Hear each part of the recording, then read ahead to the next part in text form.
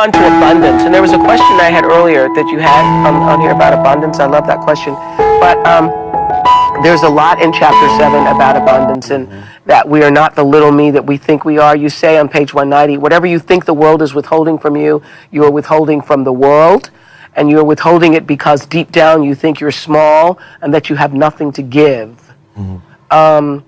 Try this for a couple of weeks and see how it changes your reality. Whatever you think people are withholding from you,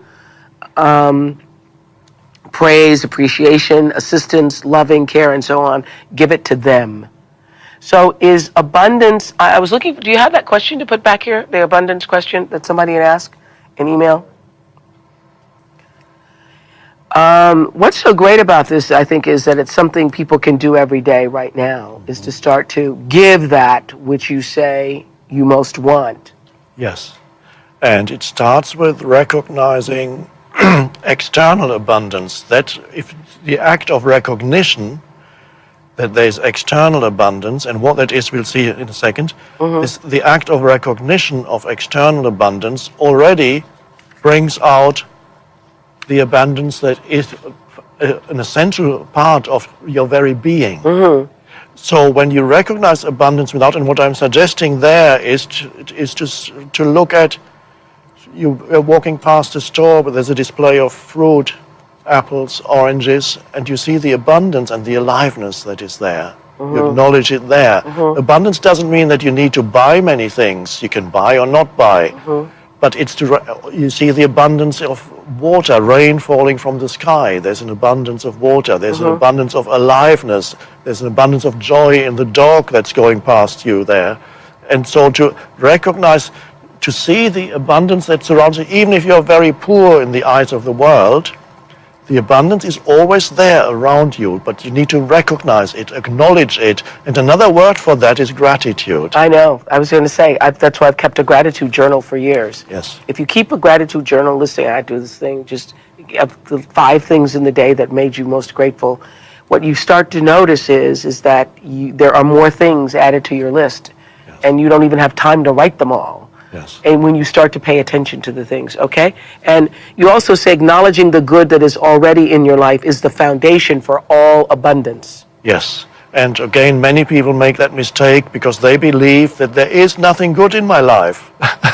And that's absurd. It means they are not present. They are trapped in certain stories in their head which tell them continuously that there is nothing good in my life. And if they only opened their eyes and looked around, and if they smelled the air, saw the sunlight, the most abundant thing you can see is the sun.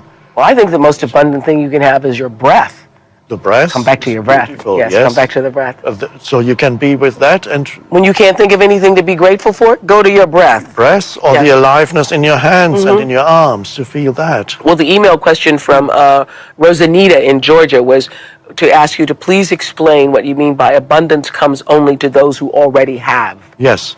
Now, abundance, you need to recognize that as coming from within you. Abundance is not something that external things come to you that make you abundant. Abundant is the energy that flows out of you, out of the being of who you are, into this world.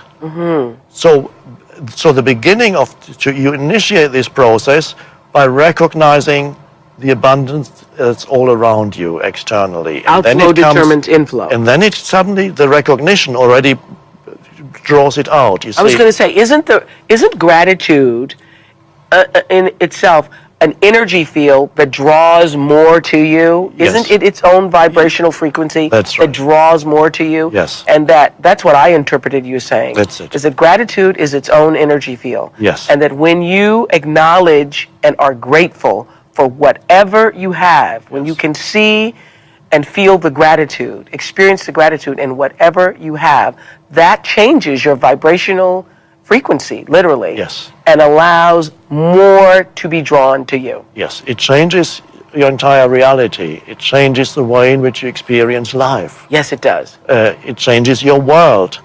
And so if that's the only thing people remember, there are many things in this book, but just if they want to change their lives, they're not happy with their lives, bring gratitude into it, which is, of course, connected also to the present moment, because it's only here in this moment, what is it in this moment that I can be grateful for? And then you suddenly say, oh, it's all that.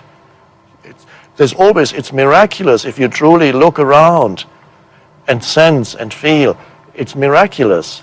The entire universe is miraculous. Yes. And when you are so trapped in your thoughts that you don't see this anymore, then the entire universe becomes dead to you, and there's nothing new that ever arises.